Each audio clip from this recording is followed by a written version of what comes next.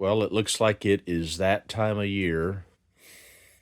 What I mean is it's getting into winter, so I'm switching projects to keep me from getting bored and occupying my time. And usually about this time of year, I start looking for chainsaws to rebuild. I like to rebuild these old chainsaws. I got several of them I've done there.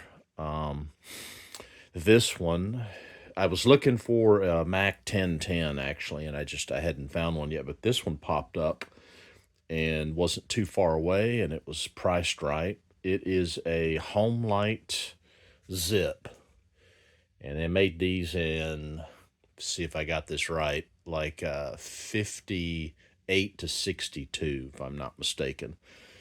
It's like a 70 some odd cc engine, Tilliston carburetor, regular sprocket drive. I think that these came with a 16-inch 7/16 pitch bar and chain. But the guy that I bought it from, nice fella by the way, very honest, and says it ran. Um, Everybody says they ran, but I kind of believed him, and I'll tell you why I think that it did. A 7/16 inch chain is an issue because you can't find that chain anywhere on the planet. I tried on this one. I've got my other video on it, and I ended up was very very lucky and found a .404 sprocket and was able to get a new Oregon chain for it. So that came out perfect. That's a good running saw, by the way.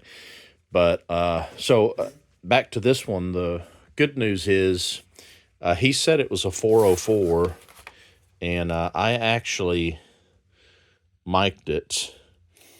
And what I do is flip my mic upside down so I don't cheat myself. And you measure between 3 of the rivets on the chain and divide by 2.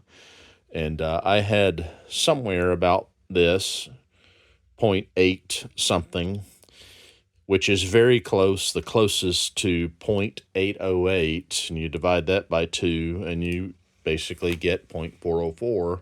So that is indeed a 404 chain. I am hoping the sprocket is also a 404. If you get those things mismatched, you'll tear something up pretty quick. So I'm sure it all matches up, but we'll see when we get into it. So standard stuff here. Got your plunger pump. Feels like that's working. I can feel the spring resistance in there. This is what I was going to say earlier that tells me it was running recently. Is if I look down in there, I don't know if you can see it. Maybe you can. You probably can a little bit. You see that little shiny hose? That is a yellow color, which means that's a Tygon hose, and somebody has replaced the fuel lines, and that is a good sign.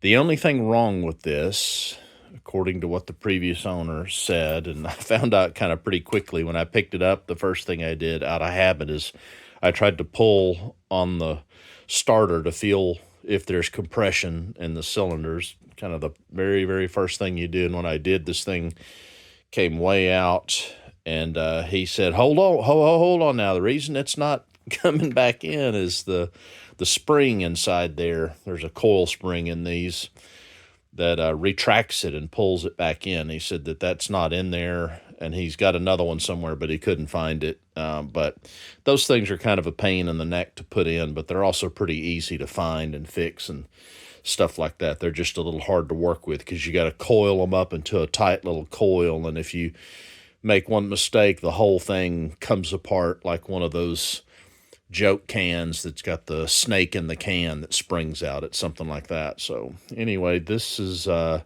to be the project for this winter, one of them anyway.